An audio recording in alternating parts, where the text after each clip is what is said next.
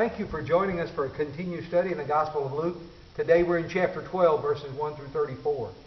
In these verses, Jesus will explain to us that self-righteousness destroys relationships. It did so for the Pharisees, and it will do so for us. Verse 1 of the chapter literally opens with a crowd of people that are trampling on one another.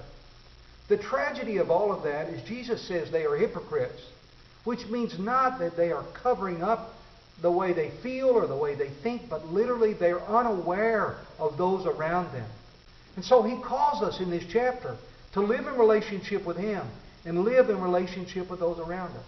In the chapter, he'll lay out some problems for relationships. Fear gets in the way of relationships. Not knowing what to say, worrying. Even our possessions get in the way of relationships. But in the middle of the chapter, there's an interesting story where a young man stands up right in the middle of this teaching and says, "Teacher, please make my brother share the inheritance with me." Jesus' response is absolutely brilliant and powerful. He said, "I have not come to be the judge or the divider. I have not come to divide you and your brother in your relationship." Richard Bauckham, the great New Testament scholar, said literally this man was willing to divide the family farm because he didn't want to be in relationship with his brother. At the end of that little paragraph in these verses, Jesus says you're treasuring the wrong thing. Literally, you're to lay up for yourself treasures in heaven.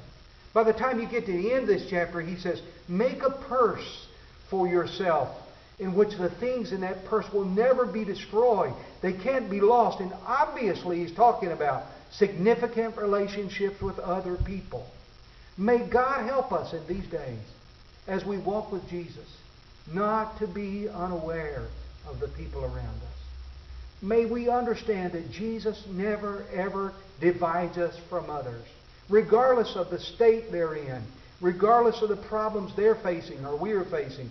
He always calls us to relationships with one another. May God bless you as you continue to get to know Him in Luke chapter 12, verses 1 to 34. May your continued study draw you into a closer relationship with Jesus and a closer relationship to those around you. Thank you for joining us for Luke chapter 12. And thanks again for joining us for just the meat and the potatoes.